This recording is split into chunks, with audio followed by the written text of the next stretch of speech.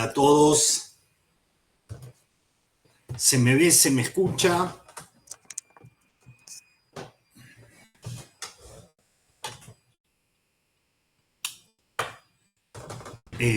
Sí, se me ve, se me escucha.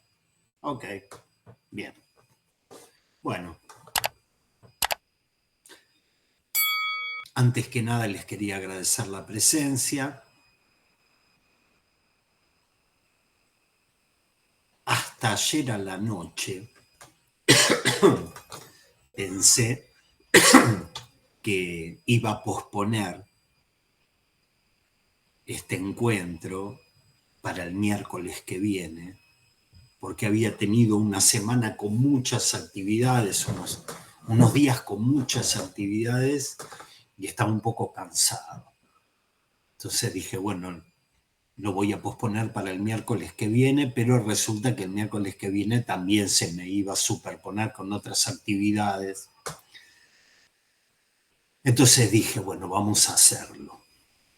Cuando Luciana Trocero me dice, no mandé el link para la gente, y ahí dije, bueno, vamos a hacerlo. Preferí también volver a la clase 2 del seminario 21 que venimos trabajando y dejar la segunda parte de Japón, el Japón a la letra, para un próximo encuentro. Y esto fue así no porque no tuviese ganas de hablar de Japón y la letra, porque de hecho tenía muchas ganas, pero hay temas de este seminario que tenemos que darle forma lo mejor posible, dedicarles el tiempo necesario y no quería que entre un encuentro y otro pase mucho tiempo. Entonces agarré y dije, volvemos al seminario 21.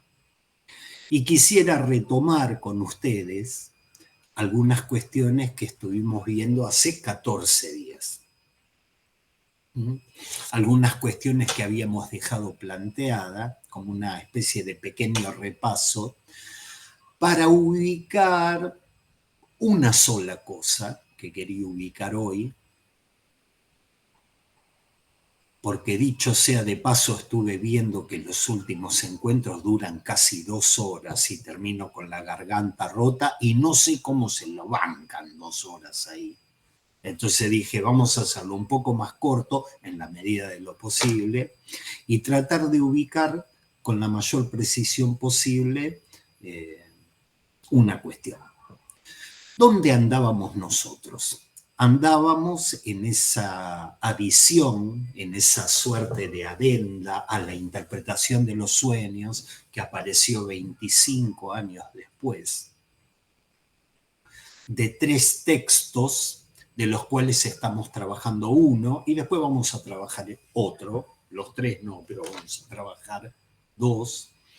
Y es un texto que apareció en 1925 que se llama Los límites de la interpretabilidad, que está en el tomo 19 de la traducción de Echeverri, del cual estuvimos trabajando 2 o 3 parágrafos, los límites de la interpretabilidad.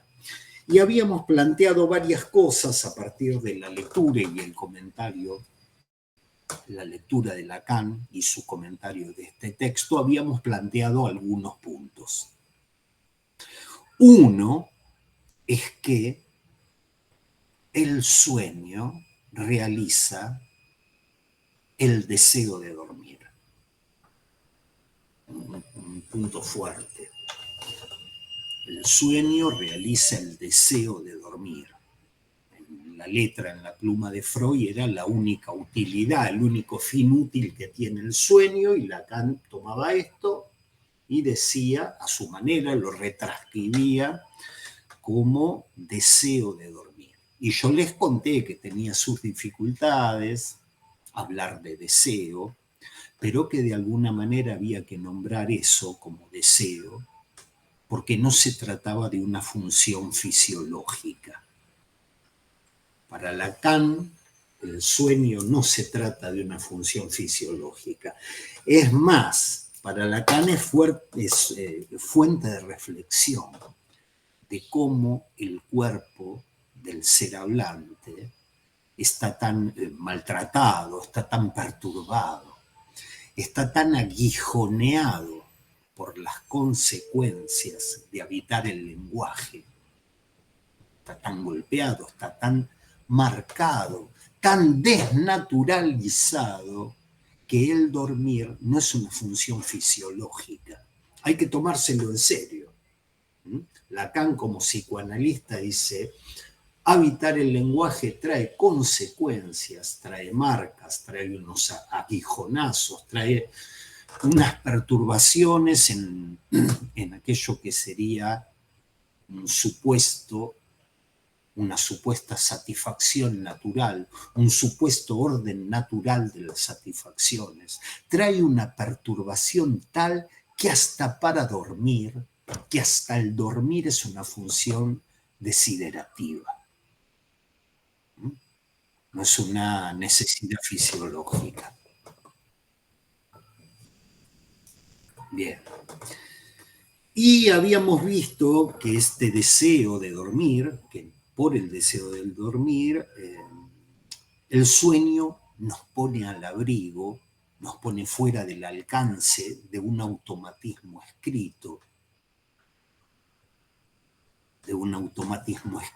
de algo que funciona como un invariante que tira al goce.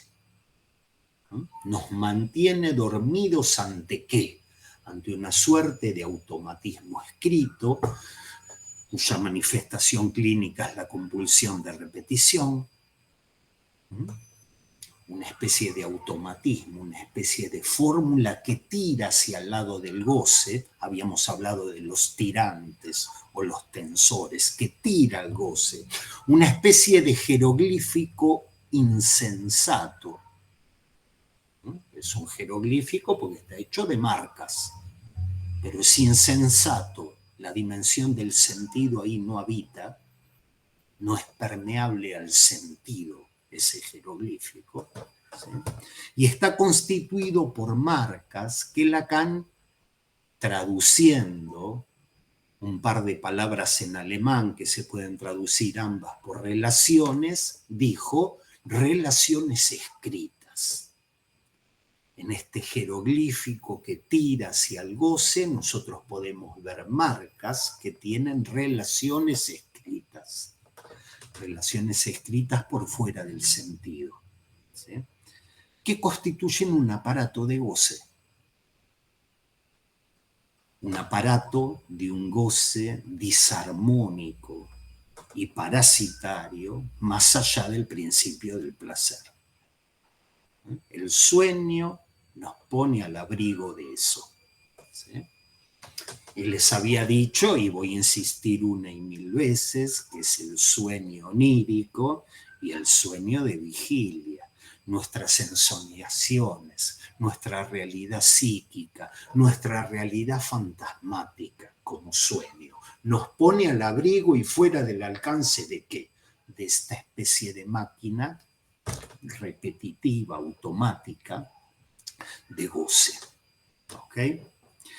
Y entonces habíamos leído, estoy haciendo un repaso cortito, habíamos leído un párrafo en la clase, en la página 18 de la clase 2.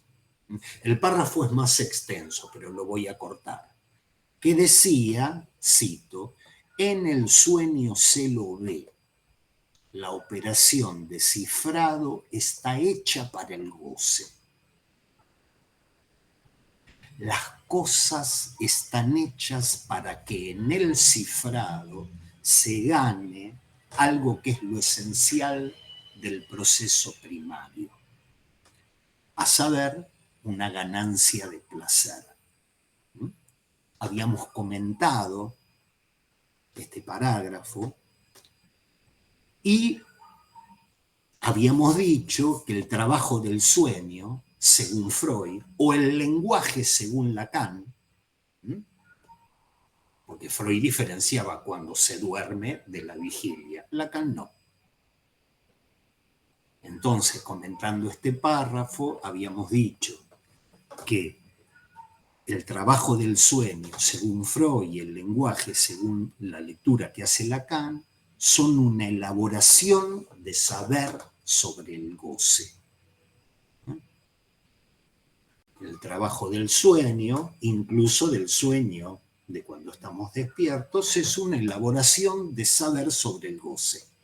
Elaboración que encontramos en el propio cifrado.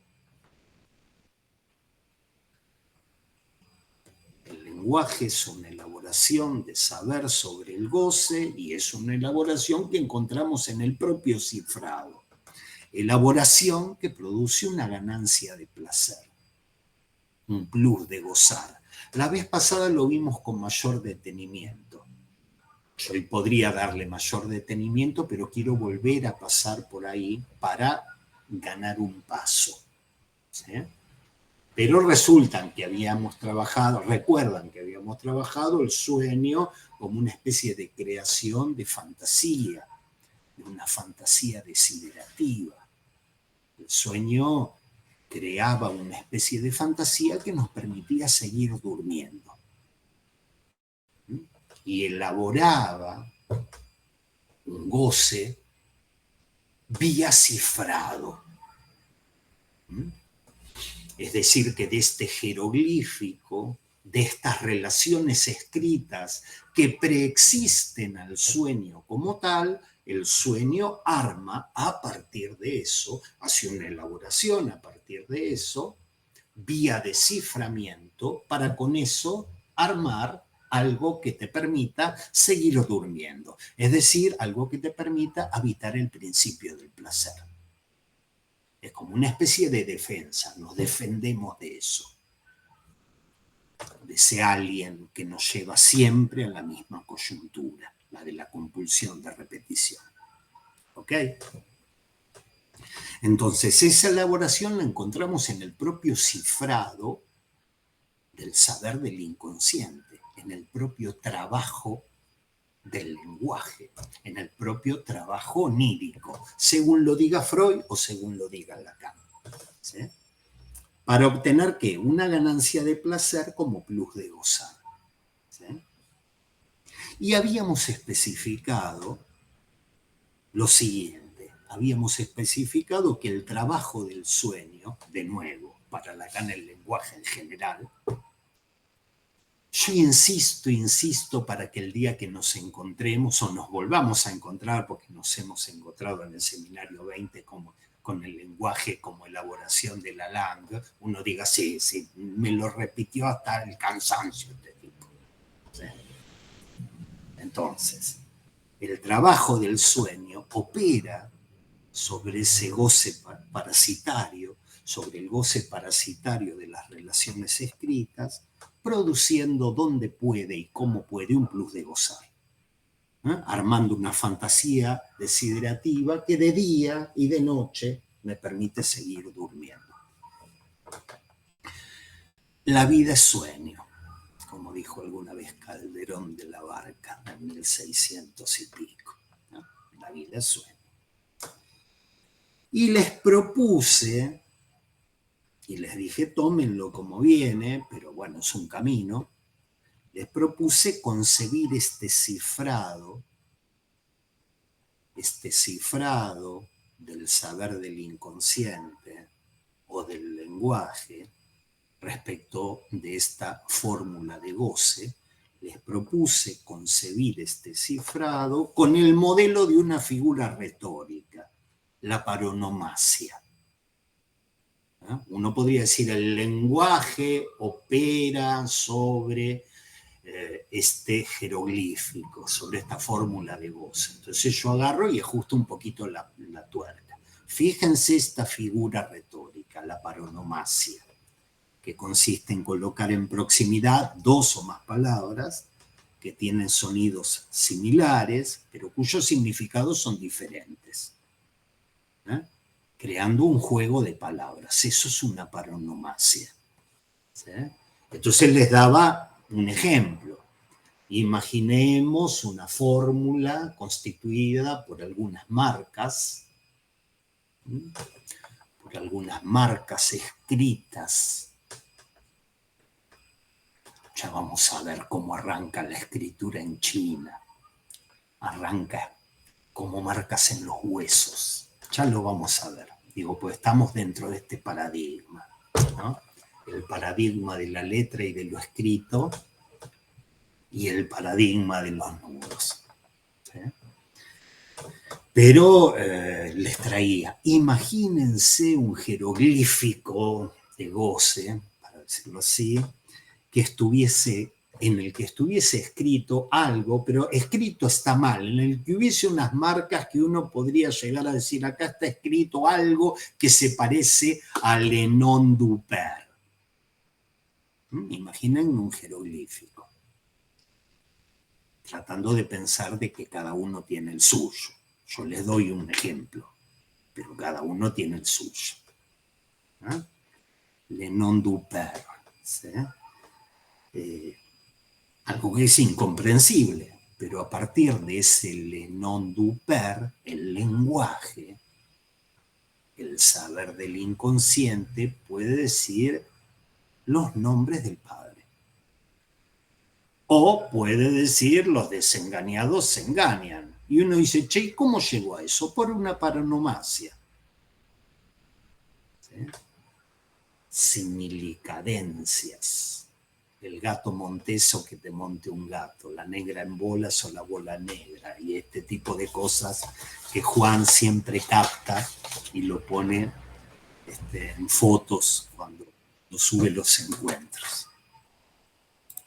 Él optó por el gato montés y no la bola negra. Entiendo sus motivos. Bien, entonces, la vida es sueño en la medida en que el cifrado del trabajo onírico, el trabajo onírico de vigilia, ¿eh? Ya lo voy, dormimos despiertos, el trabajo onírico de vigilia pueda sostenerse. En la medida en que eso se sostiene, la vida es sueño. Allí donde eso falla, vamos a despertar angustiados. ¿Sí? Pero si no falla, seguimos durmiendo. ¿Sí? ¿En qué punto estoy? Porque esto es lo que hemos trabajado en 2 horas la última vez. ¿Sí?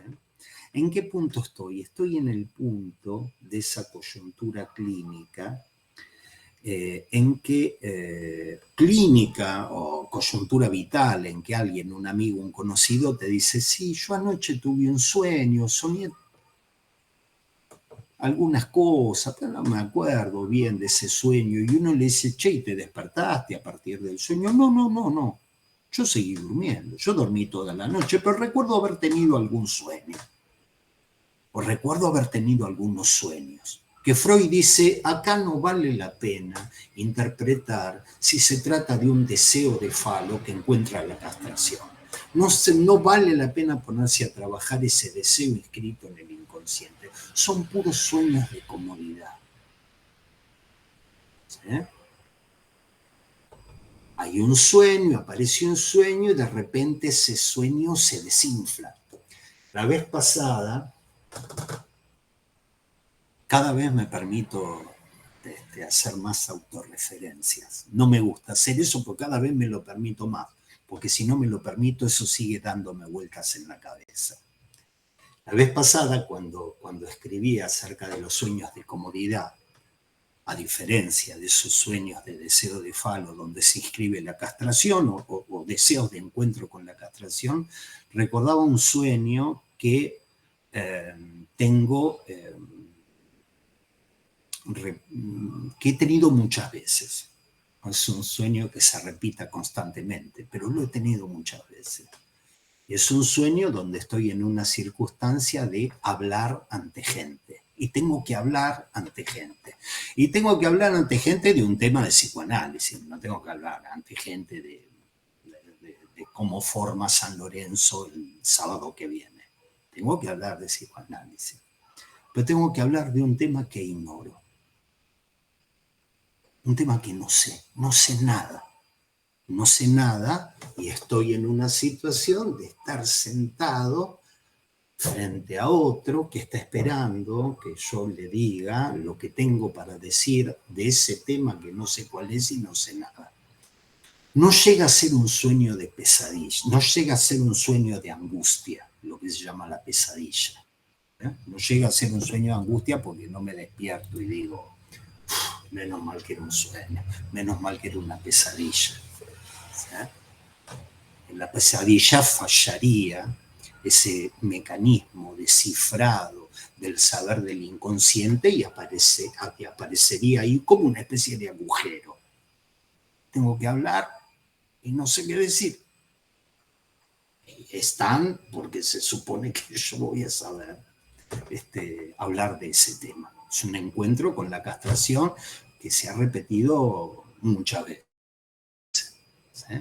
No estoy en ese campo que uno podría interpretar el saber y el brillo fálico. Uno podría interpretar un montón de cosas. Estoy en ese otro tipo de sueños que apenas recordamos y que Freud dice, estos son sueños de comodidad, ¿eh? Para salvaguardar el dormir, que están en... Y en este contexto de estos sueños quería leer con ustedes unos parágrafos. Unos parágrafos que ustedes van a encontrar en la página 19 de la versión en castellano de Los desengañados se engañan, pero quería hacer algunas salvedades. Y estas salvedades tienen que ver con que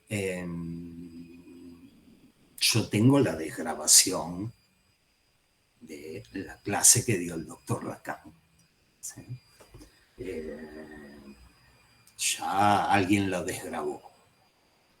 Entonces yo hago una traducción. Pero como les expliqué varias veces, este seminario está dado en un lenguaje muy coloquial. Entonces Lacan está en una frase, salta una subordinada de esa frase, salta otra oración subordinada, después retoma la primera y la persona que lo transcribió de alguna manera tuvo que hacer algún establecimiento, a menos que no haga ningún establecimiento y tome literalmente todo lo que escuchó, lo anote. ¿Sí? Y hay algo de esto, donde uno además de traducir tiene que armar, desde la oración principal es esta, la subordinada es esta otra, y lo tengo que armar, que es establecer algo que se transmitió oralmente. ¿Sí? Y entonces quiero hacer la salvedad que al traducir y establecer, en el sentido de darle una lógica al texto que les voy a leer, alguien podría decirme, che, no dice exactamente eso, dice otra cosa, porque leería ahí otra cosa. Y en cierto sentido yo le tendría que decir, mira, tenés razón, porque de alguna manera yo me descifro con este texto, que muy probablemente sea una cuestión de un jeroglífico lacaniano. No sé si leyendo alguna vez Lacan han tenido esa impresión, esto es un jeroglífico, y yo acá estoy descifrándome con este jeroglífico, porque no estoy seguro que esto signifique algo. Significará en todo caso algo para mí, que me descifro con eso. ¿Sí? Entonces quería hacer estas salvedades. He recortado y he armado, he masticado, vimos alguna vez, he masticado bastante esto para transmitirlo de la manera menos envolante posible, pero es casi una página. Entonces, les voy a leer un parágrafo que van a encontrar en la página 19, en la página 19, hacia el final del segundo renglón, que dice en todo caso. ¿Sí? Bien, leo, tengan paciencia, porque es largo. Seguramente hoy no vamos a agotar los posibles sentidos que se desprenden de este pequeño jeroglífico. No los vamos a agotar, pero ya quería con ustedes empezar a trabajar cierta lógica. ¿Sí? Voy a los parágrafos. Cito, en todo caso, es en el cifrado que está el goce. En fin, podemos ver allí algo, y es que el cifrado del sueño, después de todo, no llega tan lejos. El cifrado, después de todo, no llega tan lejos. En fin, ya lo expliqué. La condensación, el desplazamiento, la metáfora, la metonimia. Y después toda clase de pequeñas manipulaciones que extienden la cosa a lo imaginario. Releo esa expresión. Metáfora, metonimia, y después toda clase de pequeñas manipulaciones que extienden la cosa a lo imaginario. Está hablando del cifrado, metáfora, metonimia, y después una suerte de manipulaciones que extienden la cosa hacia lo imaginario. Es en esa dirección que hay que ver el goce. Entonces, quizá uno podría plantear una estructura conforme a la historia del cifrado, en el sentido de que llega el cifrado, una estructura conforme a la historia del cifrado, en el sentido de que llega el cifrado a los límites de la interpretabilidad. Lo iba a decir en alemán y dije, cállate, Roberto, porque esto sí va a sonar como un estornudo. El cifrado llega a un límite, llega a los límites de la interpretabilidad. Si leen bien estas 4 páginas, continúa Lacan, advertirán que lo que señala ese límite es exactamente el mismo momento en que el cifrado llega al sentido.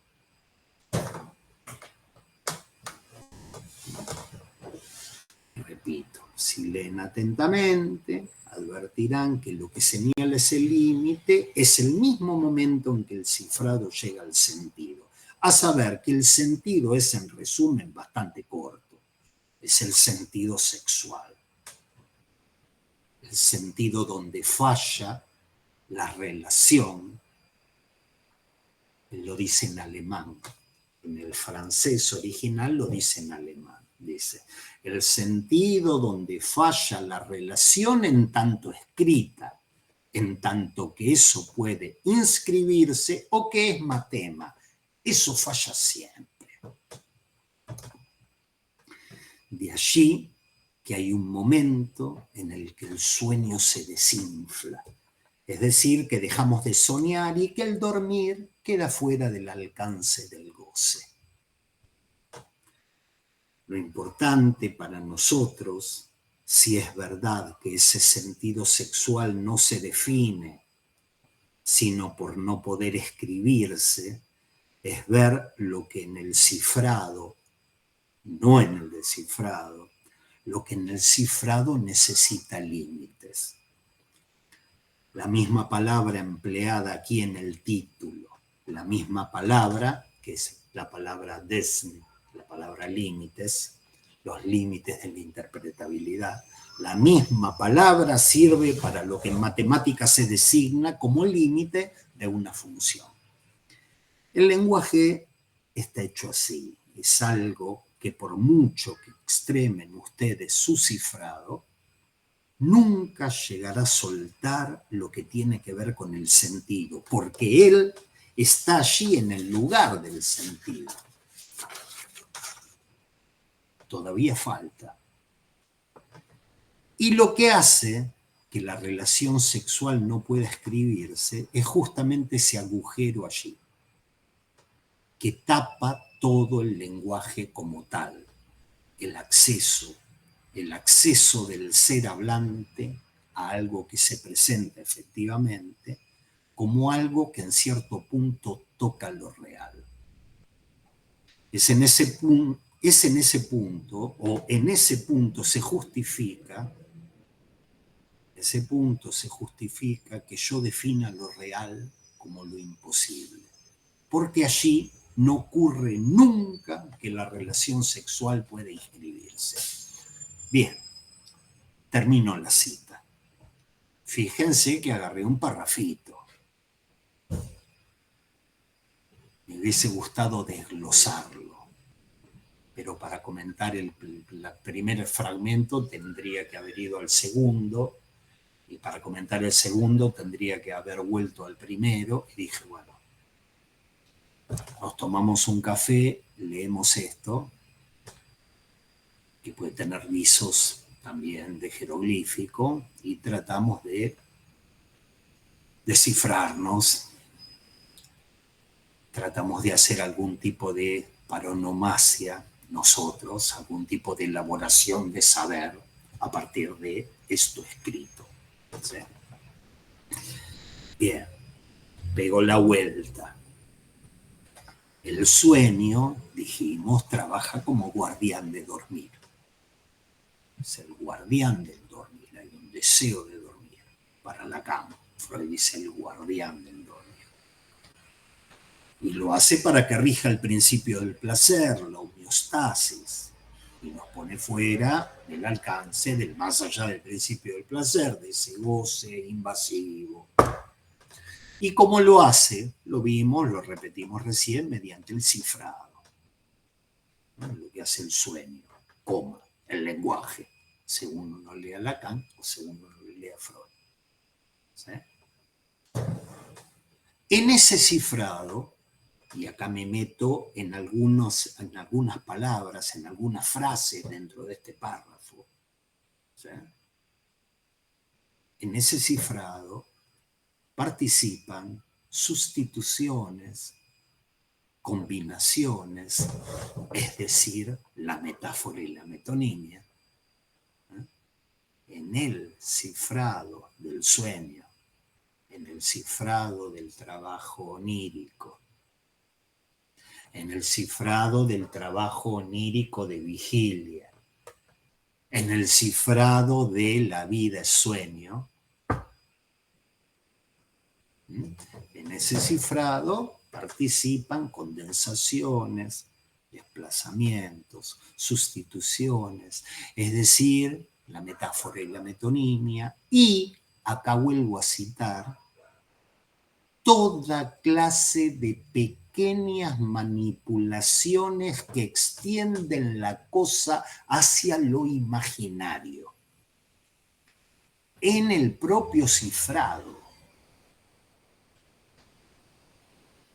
toda clase de pequeñas manipulaciones que extienden la cosa hacia lo imaginario.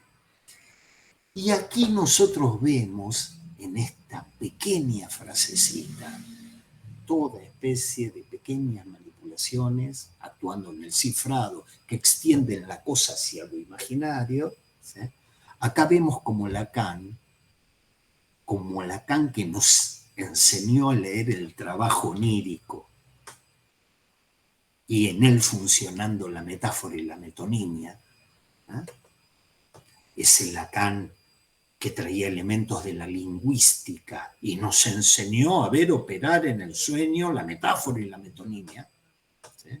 Ese Lacan, el Lacan de esa época, ahora el Lacan del Seminario 21, cuando tiene que hablar de la elaboración onírica, del trabajo del sueño, e insisto, de la elaboración onírica de la vida de vigilia, ¿sí?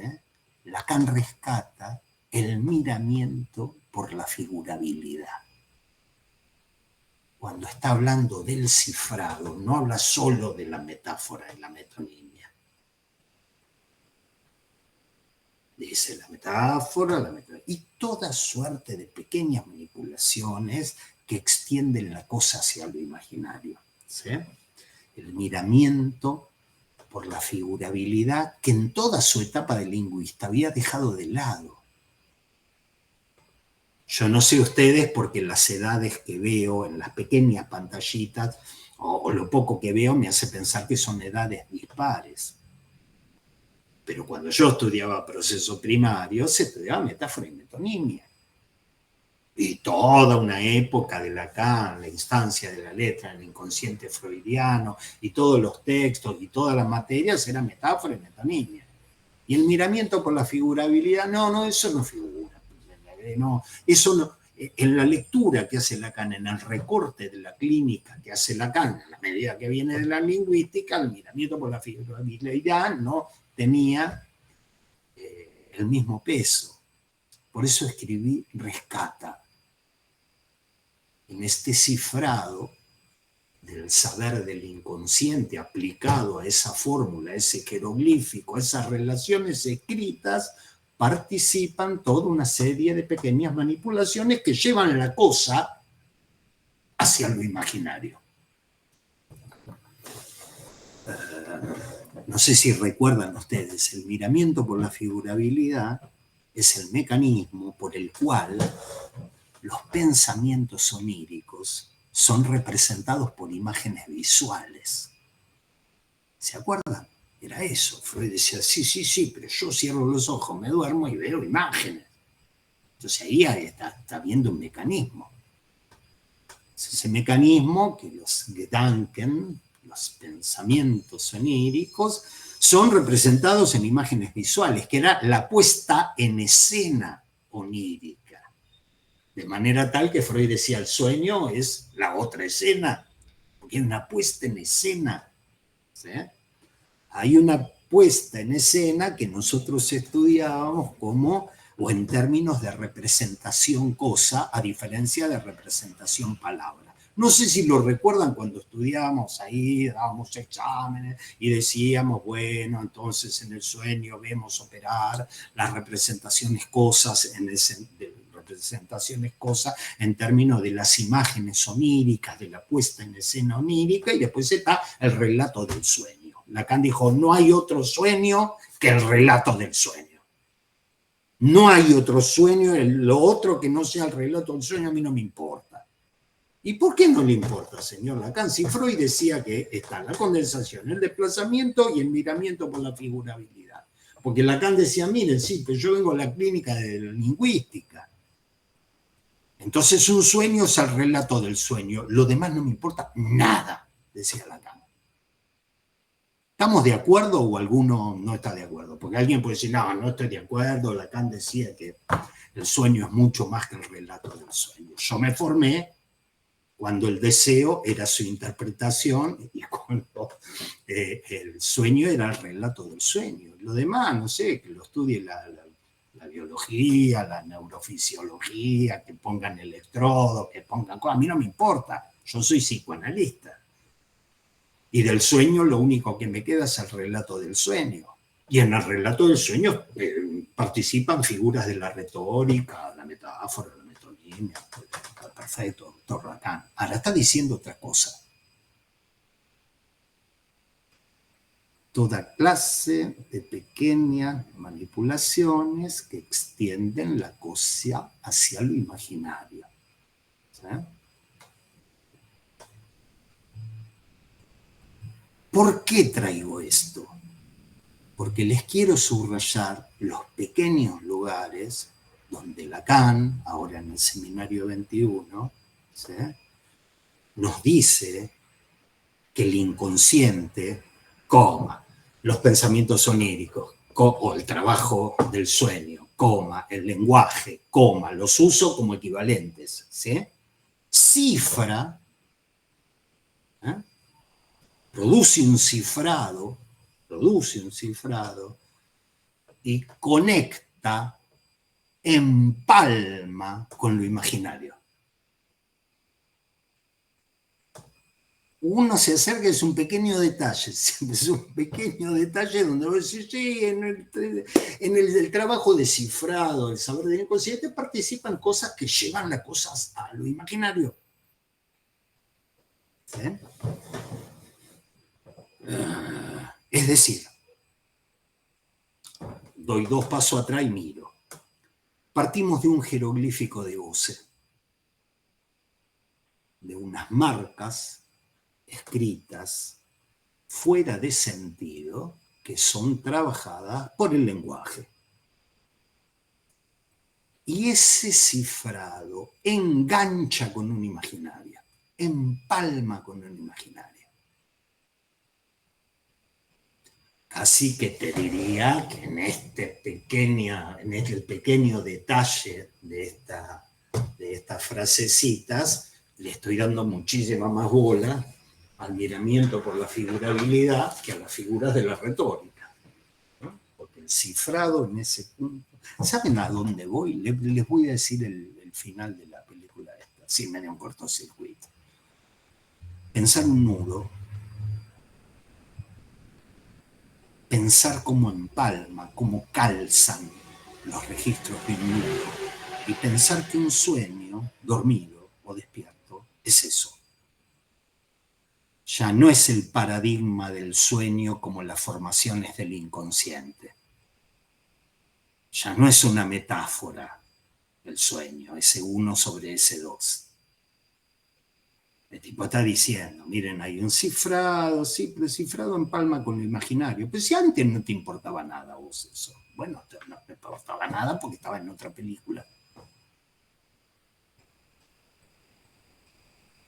Se dan, ¿vieron cuando uno dice, bueno, lo imaginario tiene su importancia? En el seminario 21, el imaginario está al mismo nivel que, bueno, y uno tiene que ubicar, a ver, en qué lugares lo imaginario ya es pensado por Lacan y de dónde sale. Entonces, el ciframiento mismo tiene algo dentro de él que es envenenamiento por la figurabilidad, que lleva todo este asunto, todo este cifrado, toda esta cosa así, la lleva para el lado del imaginario. ¿Sí? Entonces, ese cifrado engancha con lo imaginario. Y entonces empezamos a soñar, porque no hay sueño onírico o ensoñación, que funcione sin lo imaginario.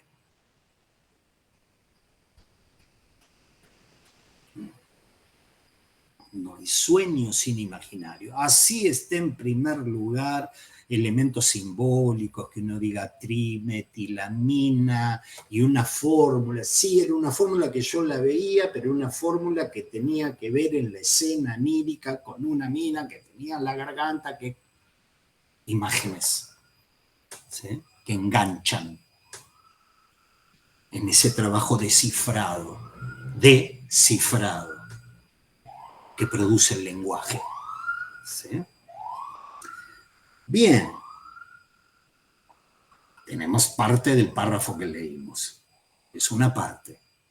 Pero Lacan sigue y dice, sí, muchacho, pero eso tiene un límite. Eso tiene un límite. Cuando está marcando esta lógica en el sueño, ya no voy a decir más en el sueño y en la vida de vigilia porque creo que ya se los transmití, pero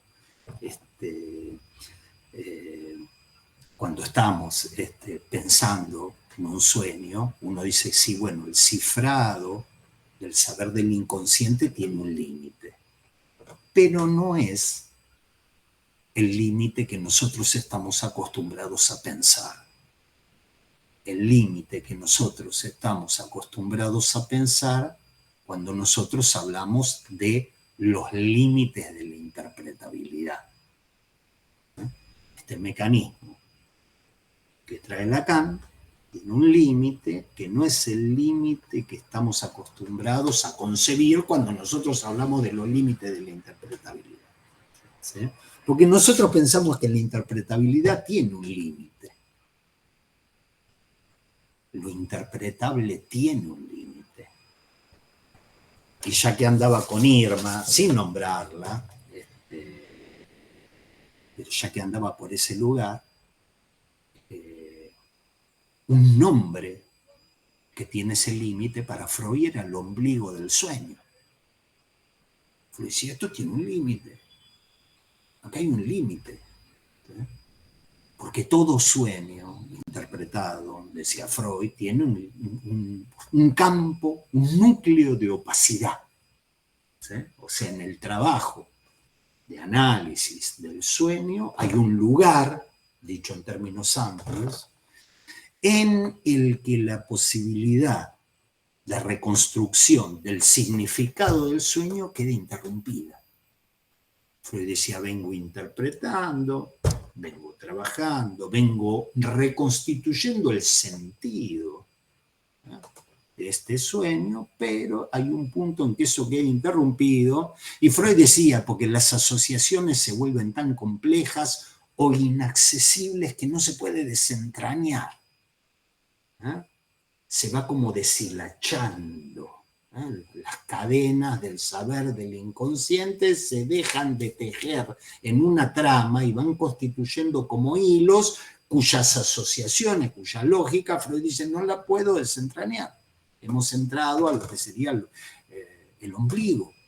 ¿Y qué sería el ombligo? Bueno, sería la conexión del sueño con lo desconocido o con lo innombrable. ¿Sí? O sea, desde el lado de donde yo vengo interpretando, digo, bueno, esto tiene un límite. No puedo seguirlo. No lo puedo captar, no puedo captar la lógica. Entonces, he llegado a este límite. Y esa es la manera en que pensamos nosotros los límites de la interpretabilidad. Te interpreto hasta un punto que digo, bueno, esto no se puede interpretar más. ¿Sí? Bien.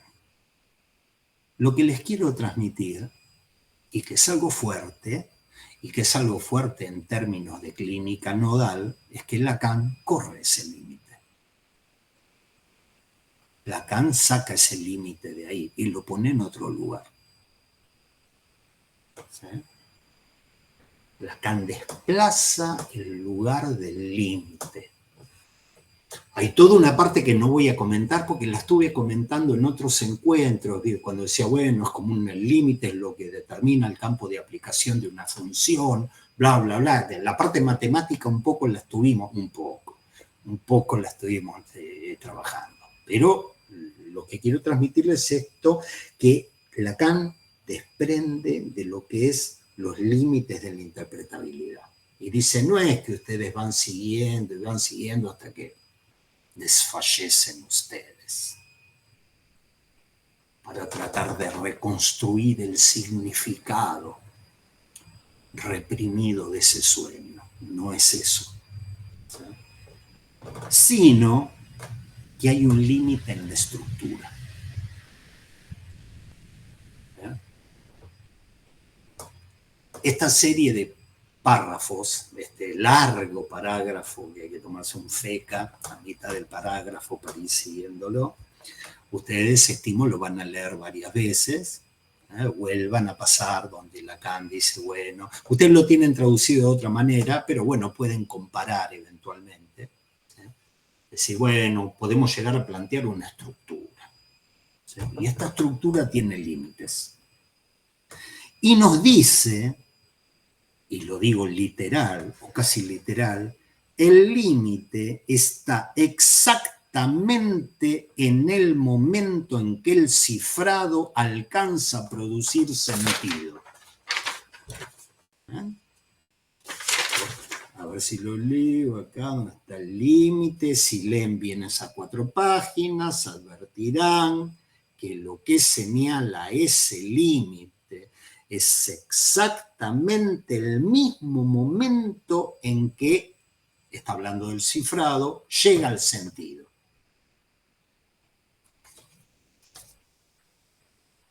Uno diría, no, pará, el límite es cuando yo no puedo agarrar más sentido.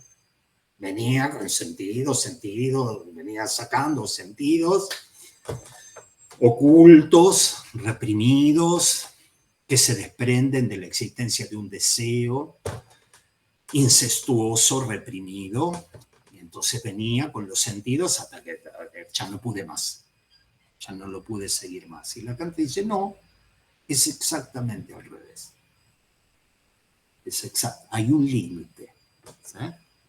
Y el límite está en el momento en que el cifrado alcanza a producir sentido.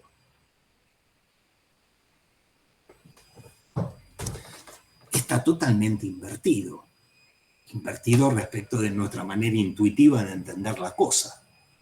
Yo la entendía exactamente al revés.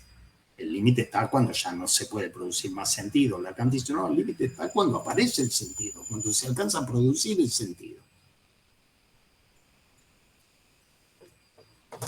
El límite está en el ciframiento, exactamente en el punto en que aparece el sentido. ¿Qué sentido? El sentido que encontró Freud en todo sueño, el sentido sexual, el sentido que se desprende de la existencia de un deseo sexual reprimido. Lo digo de otra manera, el saber del inconsciente cifra, hace un cifrado bajo la suerte de una especie de paronomasia que produce, lo hace, trabaja sobre elementos que son como marcas de voce, como una especie de jeroglífico, y con eso cifra, ¿sí? Pero ese ciframiento, hecha de metáforas, de metonimias, en algún punto conecta con un miramiento a la figurabilidad y lo lleva para el lado del sentido. Traten de pensar, estamos empezando. Traten de pensar que hay una especie de, en lo real, hay algo que no anda. Y en ese punto que no anda se puede articular con un simbólico. Y en ese punto que el simbólico llega a un límite y no anda, se articula con un imaginario. Se entiende cómo de a poco va cambiando la lógica. No es que tiramos lo imaginario por la ventana y decimos esto no sirve para un carajo, sino que se articula en el propio punto en el que el trabajo de cifrado del saber del inconsciente falla. Ese es el punto en que aparece el sentido sexual. ¿Sí?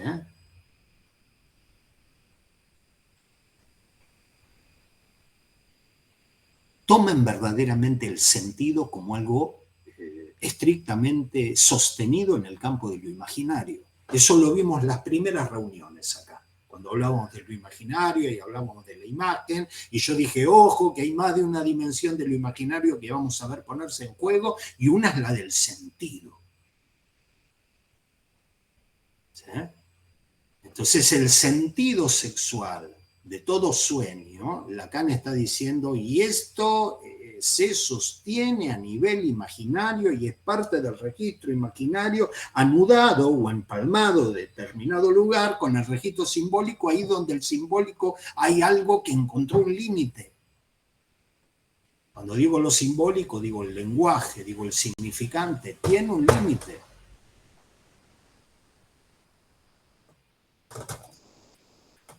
Entonces, el saber del inconsciente cifra, pero tiene un límite. Es justamente cuando se llega a este límite que aparece el sentido sexual. Y en este mismo párrafo Lacan dice, ¿dónde ubicar ese límite? ¿Cuándo aparece ese límite? ¿En qué momento aparece ese límite? Ese límite del cifrado, que como dice en este parágrafo, es tan corto, es corto el cifrado. Es corto porque rápido ya aparece, ya es recorto, rápido aparece el sentido sexual. ¿Sí? Entonces Lacan agarra y dice, bueno, ¿dónde ubicar ese límite? Ese límite lo ubicamos en la imposibilidad del saber inconsciente o la imposibilidad del lenguaje descifrar la relación sexual.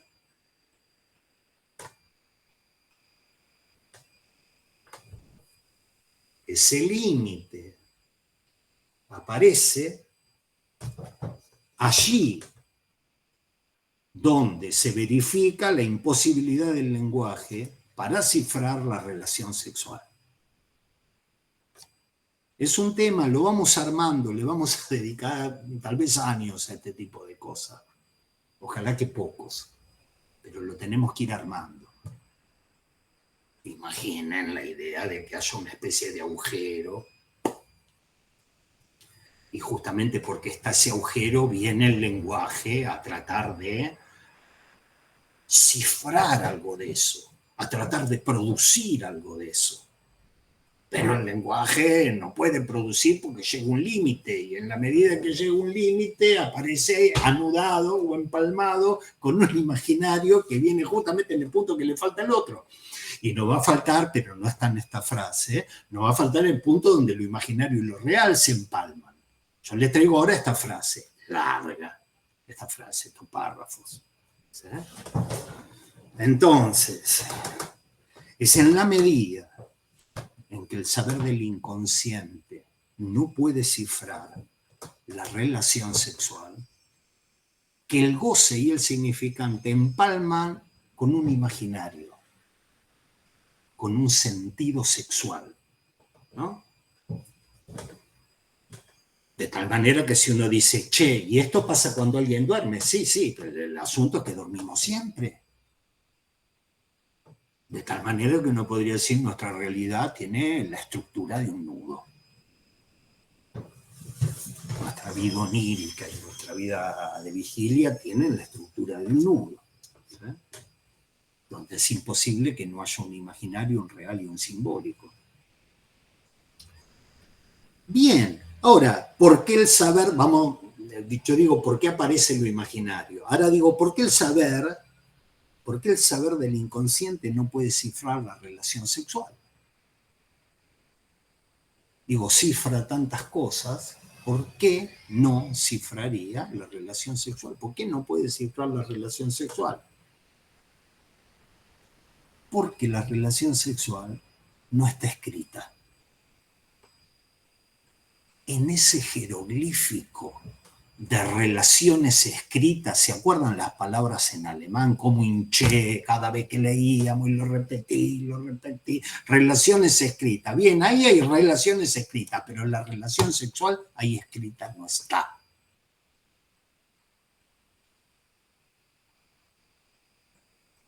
Tenemos marcas de todo, pero esa no la tenemos.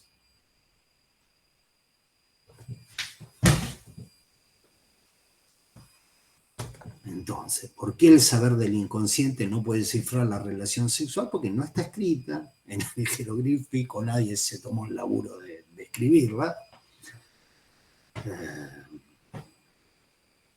En esas relaciones escritas que decían, lo cito, pero no sé si es literal, previas a la posibilidad de traducir todos los contenidos de un sueño. ¿Sí? No está escrita. ¿Sí? Entonces, hay un sentido sexual porque no hay posibilidad de cifrar la relación sexual, porque no hay relación sexual escrita. ¿Sí? De tal manera que el lenguaje, lo voy a decir con una imagen que se me ocurre ahora, porque es la última parte de este largo parágrafo. ¿Sí? El lenguaje habita el lugar en que no está escrita la relación sexual para el psicoanálisis.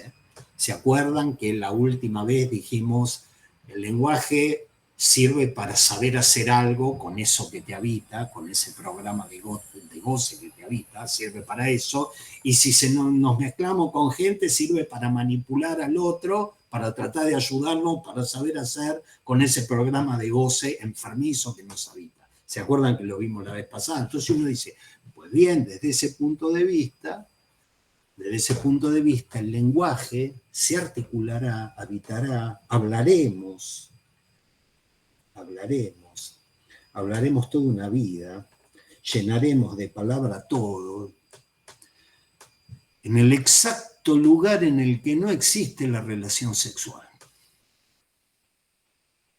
Y nuestro lenguaje va a tener como una especie de trabajo que tiene cierta característica sintótica, porque hay algo que no puede decir. No lo puede cifrar. no puede dar la cifra de eso. En la medida en que eso no está escrito, el lenguaje no puede cifrar lo que no está escrito, y en la medida en que el lenguaje no puede cifrar eso que no está escrito, tendremos un imaginario con un sentido sexual. Es llamativo, pero uno debería decir, siguiendo este pequeño párrafo de Lacan, que porque no hay relación sexual escrita, hay sentido sexual. Hay sentido sexual porque no hay relación sexual escrita. Y tendría que pensar en ese sentido que el sentido sexual es casi ineliminable en la medida que la relación sexual no está escrita. No, es ineliminable, es imposible tener un imaginario con un sentido sexual que se ubica en el punto en que en el lenguaje desfallece en su tarea de cifrado de una relación sexual que no está escrita. Yo a veces me río solo cuando escribo estas cosas. Dudé mucho en la vez pasada cuando les leía los haikus, porque de lo sublime a lo ridículo no hay más que un paso. Ustedes conocen ese refrán, lo sublime a lo ridículo. Entonces yo hablaba con ustedes de cierto haiku que ahora no recuerdo, que era agua en el estanque, huella de ciervo, sueños de verano. ¿Sí? Si yo le leo ese haiku a alguno de los pibes que juegan al fútbol conmigo, me va a responder, cuando digo sueños de verano, me va a responder, agárramela con la mano. Van a hacer una grosería de ese nivel. Y uno dice, ¿por qué? ¿Qué llama al sentido sexual de todo?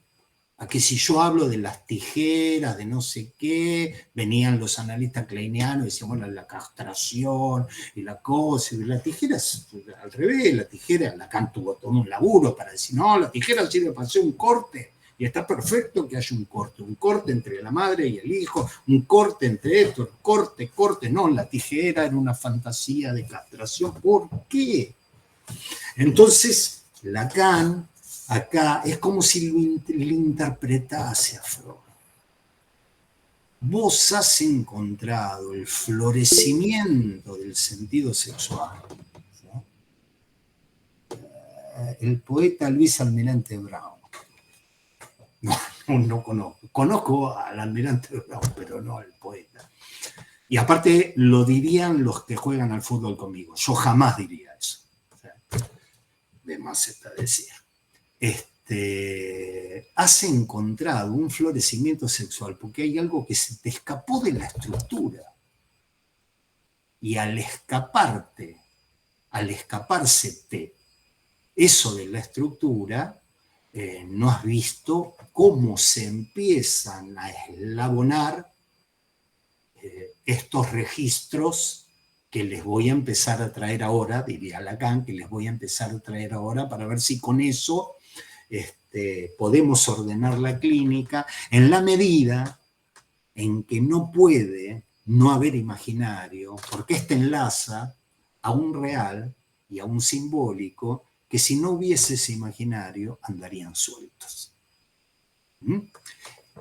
Esta sola idea les quería traer hoy, la idea de la necesaria articulación borromea de tres registros.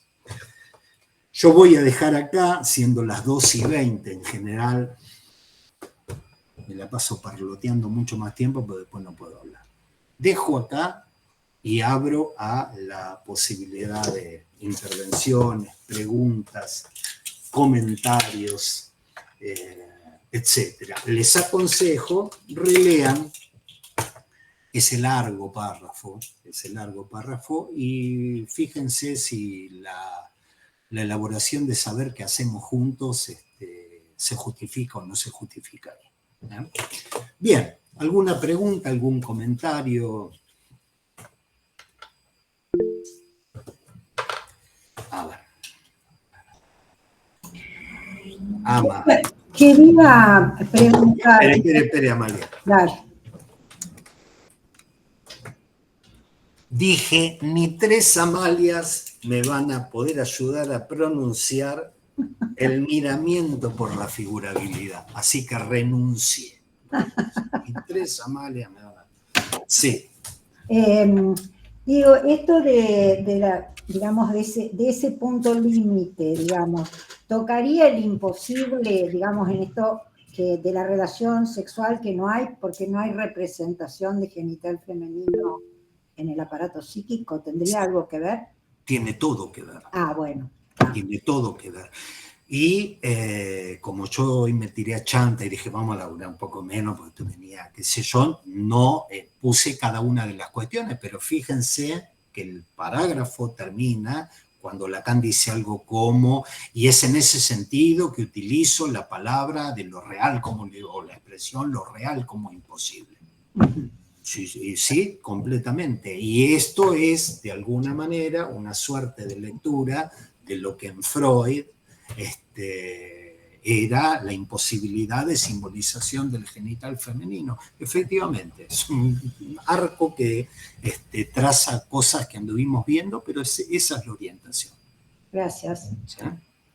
Lo que agrega, a ver, lo que agrega son varios pequeños detalles, porque una cosa diga, bueno, no hay representación del genital femenino. Bueno, el genital femenino es como una especie de boca, como una especie de ano, qué sé yo, es una cosa así porque no hay representación de eso. Y bueno, no hay representación de eso. Está bien.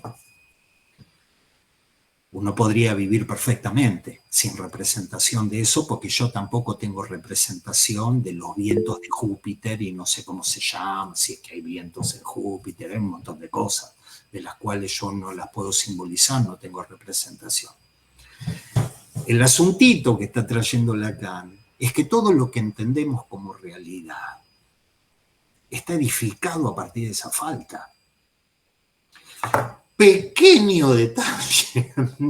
Y vos te armarás un partener en la vida, te armarás un partener que tiene ciertas características, qué sé yo, sí, porque ella, o él, ella, y Lacan pone la mano así, en la cara así en la mano, y está diciendo, bueno, ve que fabricó en ese punto donde no hay relación sexual.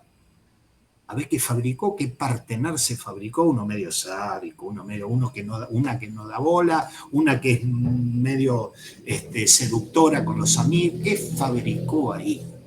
¿Sí?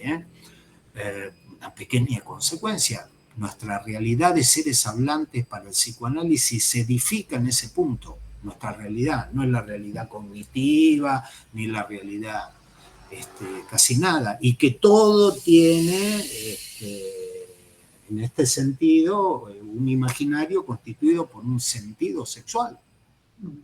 Por un sentido sexual. Entonces uno decían, bueno, venían los planetas, están los planetas y las estrellas y algunos satélites, pero los planetas giraban alrededor de las estrellas porque aman a la estrella. Y dice, ¿qué es una erótica? ¿Cómo construían la astronomía de esta manera? Y los planetas eran cuerpos errantes que andaban en órbitas circulares buscando un partener porque hace tiempo que no tienen relaciones. Y uno dice, ¿este imaginario de dónde sale? ¿Sí? Otra manera de decirlo, pero un poquito más brutal. Jamás eliminaremos la pornografía. Jamás. La pueden ver los pibes, antes la veían a los 40, después a los 30, después a los 20, después a los 12, ya largan eso porque están cansados, pero eso va a seguir andando. Porque eso es poner en escena algo, no solo que el lenguaje no puede descifrar, sino que no está escrito. Y como no está escrito, se va a imaginarizar en 400 categorías a cuál más rara o menos rara, no importa, en todas las categorías porque quieren hacer eso, porque está alojado eso en un punto de falla. ¿Sí? Casi nada. Perdón, fue mucho más larga la respuesta que la pregunta. María de los Ángeles. Gracias, Roberto. En relación a la intervención de Amalia y a todo lo que nos has traído hoy, pensaba en la etimología del límite, como limen o liminis, que significa a la misma vez el umbral para entrar o para salir. Es decir, se puede entrar o se puede salir de una patada. Y creo que nos estás hablando un poco de eso, ¿no? No hay posibilidad de cifrar la relación sexual, puede haber toda una narrativa allí, digamos, hablamos, por mucho que hablemos, sí. Es como la línea recta que nunca alcanza a la curva. Perfecto, la asíntota. Sí, es una imagen muy propia. Y es muy adecuado decir, hay toda una narrativa. Sí, infinita. No sé si infinita, profusa. Perdón, te interrumpí, pero interrumpí porque me entusiasma lo ubicada que están las intervenciones. Digo, gracias, están ahí, están en ese punto. Era eso nada más. Gracias. Okay.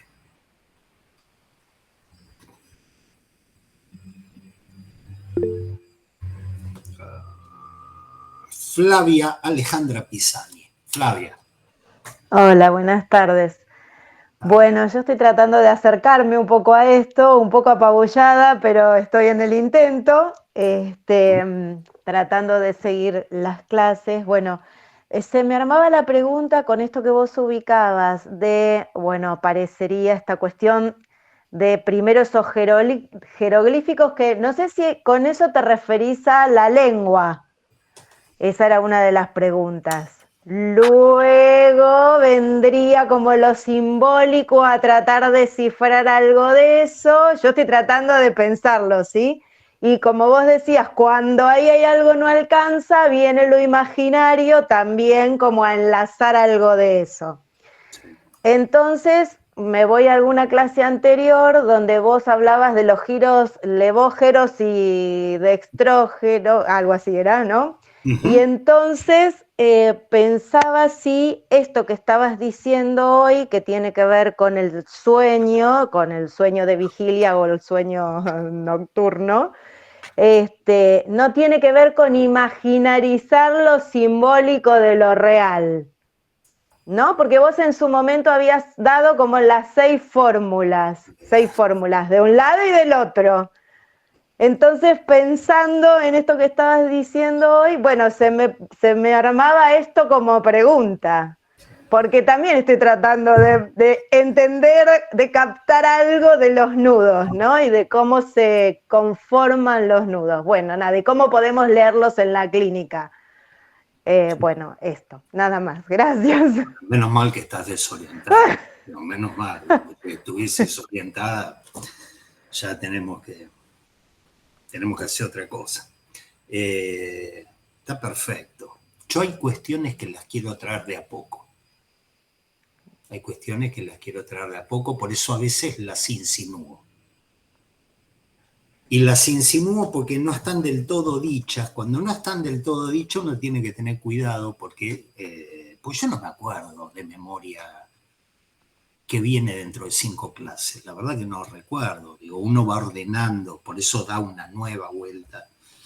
Entonces, trato de ser cuidadoso. Pero las 2 cosas que dijiste me parece que están bien, están muy orientadas. Son cosas que son muy orientadas.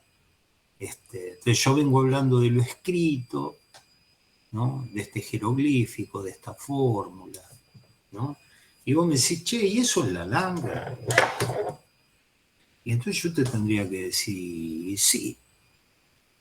Sí, sí, ese sistema de marcas. Por eso lo insinúo, viste que digo, el cuerpo está tan aguijoneado con esto que hasta el dormir fisiológico hemos perdido. Hemos perdido hasta la erección en términos de fisiología. Uno dice, tiene que funcionar ahí un deseo, y tiene que funcionar bien un deseo, con toda lo que uno estudia a nivel del deseo, porque no somos animales en la selva. El ser hablante ha sido perturbado en eso. Y entonces ha recibido marcas que en cada uno, yo digo le non du per, digo esa fórmula, porque la fórmula de cada uno, esa sí es una lengua materna. Esa sí es una lengua materna, que no significa nada. Esta es la idea de Lacan. ¿Qué significa eso? Nada, pero por paronomasias podés hacer algunas cuestiones de, por ejemplo, un análisis. O podés hacer algo, no en un análisis como transferencia esclarecida, sino en una transferencia salvajes. La transferencia salvaje que se tiene con el padre, con la madre, con el hermano, son todas transferencias salvajes en el marco de las cuales podés hacer ejercicios de lectura de algo que está escrito. Entonces sí. Lo que pasa es que uno cuando habla del lenguaje habla de algo que hace lazo, ¿sí? En cambio, cuando uno habla de este sistema de marcas, dice, che, y esto es intransmisible, porque esto no sirve ni para hablar, no sirve para comunicarse, no sirve para describir el mundo, no sirve para nada. Es un sistema de marcas escritas. Algunas no hay.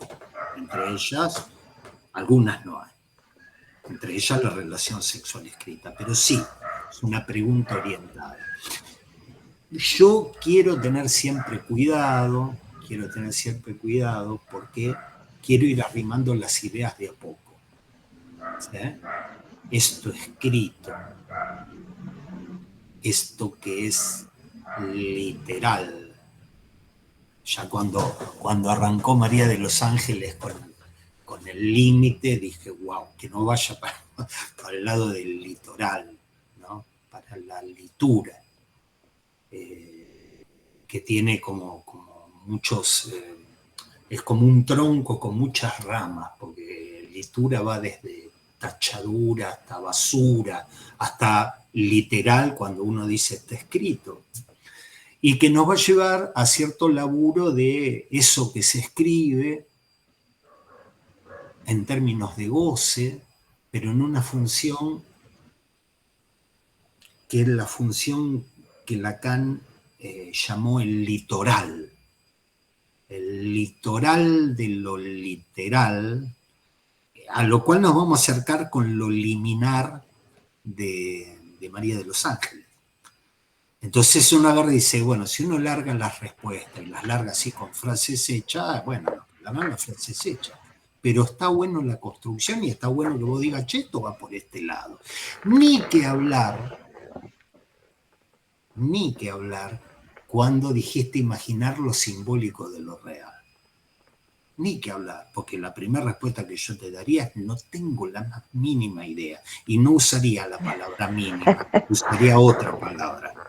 Pero te diría, no tengo la más mínima idea, pero está muy bueno que alguien diga, che, y en este lugar donde esto no se inscribe, donde hay toda una profusión de lo imaginario. ¿Qué es un imaginario suelto de cualquier manera o es un imaginario en el cual nosotros vemos elementos simbólicos que se articulan como discurso? ¿Se entiende lo que estoy diciendo? No hay un imaginario que es cualquier cosa, no, es un imaginario con elementos que se articulan como discurso y haya algo que nos sirva para imaginarizar lo simbólico de lo real. Está bien, yo no tengo la más mínima, lo digo de nuevo, idea, pero está bueno que alguien diga, che, acá esto de los discursos dextrógiros me parece que podría tener que ver, ponerlo en ese punto. Así que bueno, Lo que poco que puedo decir, que no puedo decir mucho de las 3 intervenciones, pero están enormemente encaminadas. Para mí forma parte de lo que sería, alguna vez lo hablaba con Luciana, con Paula, con Juan, con Julieta, ¿no? Cuando uno dice, ¿cómo es que dicen un work in progress? Alguien está con el micrófono abierto. Con un trabajo que uno lo va armando, y está bueno que alguien diga, che, ¿para dónde vamos? Para el cierto efecto de anticipación, me parece que vamos para ahí. Y está excelente. Bien, ¿alguien más? Adriana Pérez Fournier. Una cosita que yo, bueno, anoté, a ver si lo anoté bien, al comienzo, nos decías, hablando del sueño, nos pone al abrigo de un goce parasitario. Sí. Entonces, yo tal como lo escucho, pareciera que el goce parasitario nos abriga, en realidad sería el sueño. Esto... perfecto. Me confundo, no es que me confundo, creo que sería el sueño nos protege, nos defiende de un goce parasitario. Sí. Ahora, ¿cómo operaría el sueño o se opera sobre un goce parasitario? Esa sería una pregunta por ahí, ¿no? Bien. Y después del ejemplo de este comentario de un sueño de verano y en el fútbol responderían a Ramla, como cuando la gente por ahí dice, ay, habló en doble sentido sexual y se lo vulgariza. Pregunto, bajo el contexto que sea, ¿es el intento de inscribir algo de la relación sexual? ¿Eso estabas diciendo? Sí. Ah, bueno. Sí, okay. Seguro. Y está bien lo que vos decís. Por eso... yo, evidentemente hubo un momento, yo entré a la versión castellana, puse copiar y pegar, porque me iba terrible párrafo, y después con todo el párrafo fui sacando cosas, porque si no el comentario de eso nos iba a llevar 5 o 6 reuniones. Fui sacando cosas. Pero es verdad, hay traducciones, por eso dije, traductores, traditores, y el que establece la lógica del texto puede llegar a ser traidor también. Hay una expresión francesa que es nous met à l'abri. ¿Sí? Nous met à l'abri es nos pone al abrigo de. Y efectivamente, en castellano, nos pone al abrigo del goce. Uno puede agarrar y decir, ay, mira este goce parasitario, cómo nos abriga. Por eso, en el momento que yo lo capté, porque en un momento lo capté, lo cambié por nos pone fuera del alcance de, pero evidentemente en algún momento se me escapó. Van a ver, si alguno llega a escuchar de nuevo o toma o lee las notas que tomó, que en algún momento yo digo nos pone al abrigo y en otra nos pone fuera del alcance de, porque la idea justamente es esa, de que el sueño nos ponga fuera del alcance de ese goce parasitario. ¿Cómo? La pregunta, bueno, algo de eso estuvimos viendo, no la vez pasada, sino hace 14 días. 14 días con esta capacidad que tiene el cifrado de construir una fantasía desiderativa. ¿Sí? Que es otra manera de decir un pasaje del goce al inconsciente en términos de plus de gozar. A ver, plus de gozar, yo lo estoy usando acá, porque habría que elaborar cada palabra y cada expresión. ¿Sí? Plus de gozar. El plus de gozar es una modalidad de goce trabajada por Lacan en relación al objeto A. Lo digo así, al objeto de la pulsión. Al objeto de la pulsión.